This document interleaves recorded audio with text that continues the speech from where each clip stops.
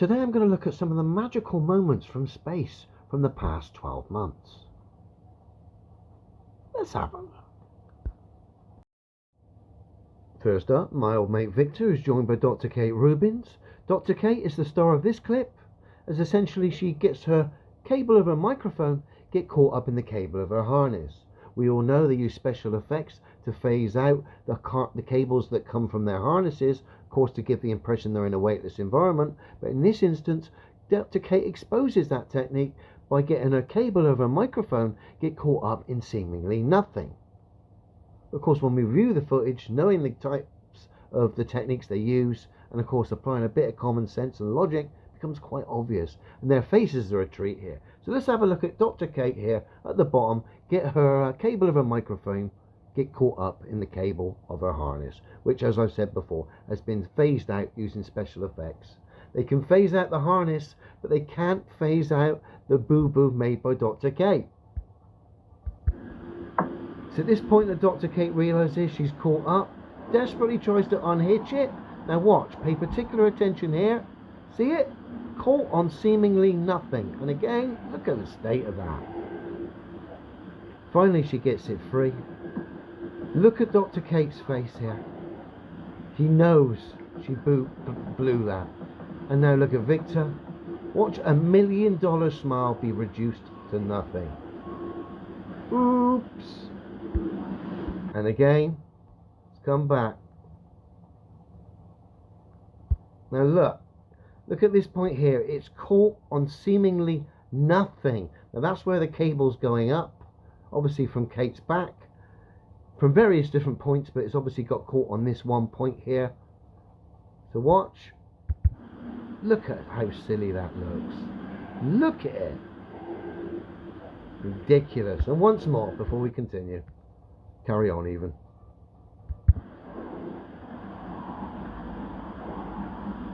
Look at the state of that. Terrible stuff. Next we get to see the first ever victims of space debris caught on film. And ironically it turns out to be the space industry itself. Essentially we get to see CGI space debris go straight through SpaceX's Dragon capsule. And of course in doing so, exposing the ISS, SpaceX, space, and of course the globe. So let's have a look. We'll play it in normal speed and then slow it right down.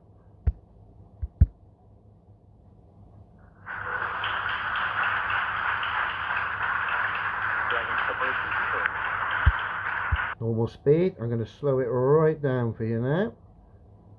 Now, obviously the space debris is going to be coming from top right corner, behind the words of the sun, and going through and ending up bottom left corner, and actually going straight through SpaceX's Dragon capsule. But you'll see top right as it enters our screen, under the words the sun, the interaction between the internal parts here of SpaceX's Dragon capsule is terrible, and of course it glitches out there, and then of course when it gets to bottom left it actually goes straight through the craft, thus exposing this silly charade for being just that. So let's have a look. Watch it come in top right, the interaction. Terrible, glitching out just here, shows through, and then of course as it comes through and literally bottom left goes straight through Elon Musk's craft. Straight through it. Get ready. Look at that. Straight through it, half out, half in. Obviously no dents, nothing. Thus proving these clowns are using CGI. We know it is so obvious at this point in time. But this is your first victims of space debris. And it turns out it's the space industry itself being exposed by CGI. Can't make this stuff up. And then we come to this weird clip, which has got our mate at the front left here, clearly uncomfortable in his harness, as we're about to see.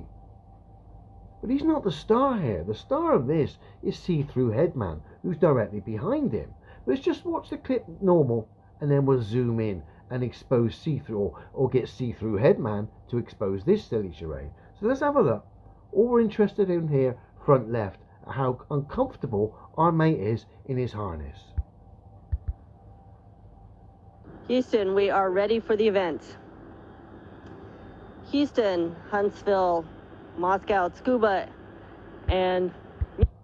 Can't be much fun hanging about like that, trying to pretend that you're in a spaceship orbiting something that's scientifically impossible. Really can't, and it clearly is not comfortable. But anyway, let's get to my pal See-Through Headman. Bear with me. And now we come to my mate See-Through Headman. As you can see, behind our friend in the centre of the screen, you can see See-Through Headman's head is transparent, i.e. you can see straight through it. So I'll play this clip on loop. It's only a short clip. Like I say, pay particular attention to our friend here on the left as his head becomes transparent, just like it is on screen right now. The clip's short and it's on loop, but just like I say, matey boy's head is transparent. How obvious do these people need to make it?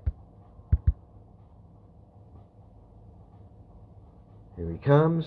It'll reset itself. Get ready. He comes. 3, 2, 1. Becomes behind his mate. And his head is transparent. Look. Ridiculous. Once more.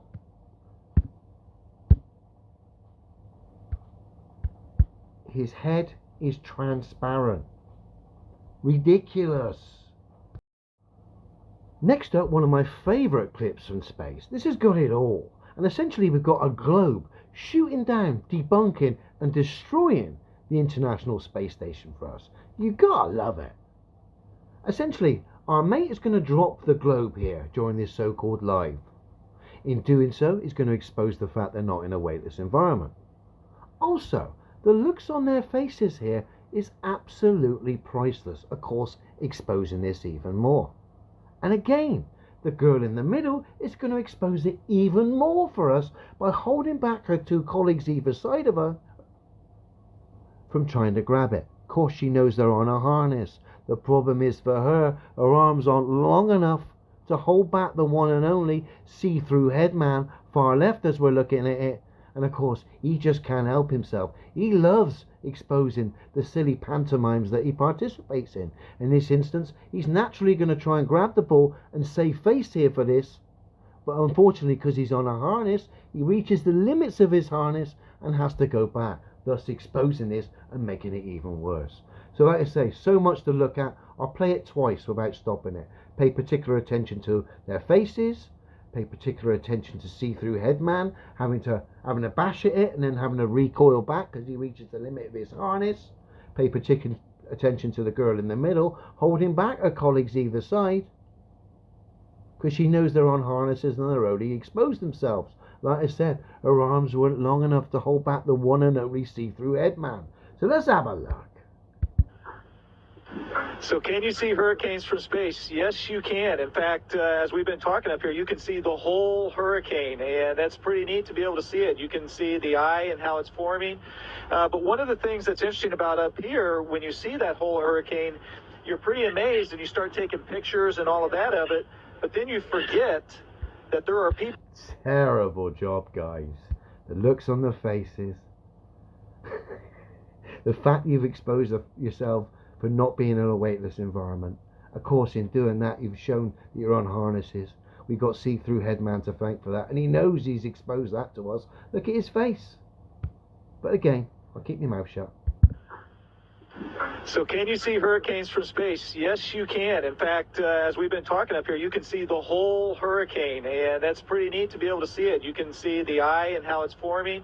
But one of the things that's interesting about up here, when you see that whole hurricane, you're pretty amazed and you start taking pictures and all of that of it, but then you... Now, if they're really in space and that was a little fail there, or they met a gravity pocket or some nonsense like that, matey would have returned in the far left. See-Through Headman would have returned with the ball. He didn't because he's on a harness.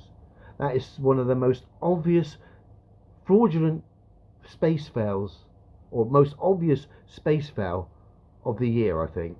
It failed on so many different levels, and I love it. I love it. Even space fan mates, not many of I've got who actually believe in it, but the few that I do have that believe in this tosh just laughed at this performance. And of course, as a result of that, they're now starting to question this silly charade known as space. Now I've got another harness fail, this time courtesy of a reflection of a tablet on the wall behind the so-called astronaut. You can see where I've actually put an arrow pointing to the tablet, and of course the reflection, you can see something white, which is either an attachment point or an artifact from the harness. Okay, so that's where you want to be paying attention to as the astronaut, or so-called astronaut, comes from high to low in the short clip we're about to watch. Okay, bear with me. Remember the mirror, or the reflection of the tablet behind our astronaut as he comes down. Ready? There it is. And again. There it is. And again. There it is. Once more. The reflection of that tablet. It would seem the special effects department done a good job hiding the cables, but they forgot to blur out the artifact, or the reflection of the lifting device stroke harness that this astronaut's using, and as a result we can see the reflection tied in with him coming down. Once more before we go. Oops. We're back with my mate Victor. This time Victor's going to destroy the ISS using the camera. Watch Victor's camera here cut straight through this steel bar, and in doing so, of course, expose this silly charade for the augmented reality pantomime that it is. It's on loop, so it's going to keep going round, essentially going to keep seeing Victor use a camera to expose the ISS. If that was real, the camera would smash against the metal bar. It didn't, it went straight through it, thus showing that these people are using the special effects, harnesses, and all sorts of techniques to try and get people to believe in absurdities like the globe and that spacecraft are orbiting a scientifically impossible ball. Because Victor and his colleagues are making it rather obvious. We've only got to look at the footage we reviewed. Fail after fail after fail. In this instance, a camera that resembles a lightsaber. Cracking stuff. Now, I can't think of a better way to finish this incredible Space Year review than watching some augmented reality peanuts decide to help the astronaut out here by taking a right-hand turn right at the last moment and jumping in his mouth. Very considerate of them. It's almost like the augmented reality team guffed up a bit and had to make the peanuts do a right-hand turn right at the last moment to help get them in the astronaut's mouth. What you're also going to note from looking at this footage is half the time he's not even looking at the peanuts, he's looking elsewhere. And of course we know he's more than likely looking at a screen to judge where these peanuts are. Hence he's looking to the side. You would have thought to coordinate, particularly to get something in your mouth, you'd use your eyes to look at the thing you're coordinating with. In this instance, it should be the peanut. But no, our friend's able to do that without even really looking at the peanuts. And of course, what makes it even worse is the last two peanuts are so far out that the specialist augmented reality team need to make them do a right-hand turn there to get them in our friend's mouth. Once more, not looking, and they take a right-hand turn. Now either our friend here's got incredible suction power as he opens his mouth and actually draws those last two towards him, or the augmented reality team made a bit of a boo-boo and had to make them swerve, i.e. take a right-hand turn right at the last moment. Incredible, considering our friend's not even looking at them. China, you really need to up your game, lads. Your contribution towards space over the last 12 months has been shocking.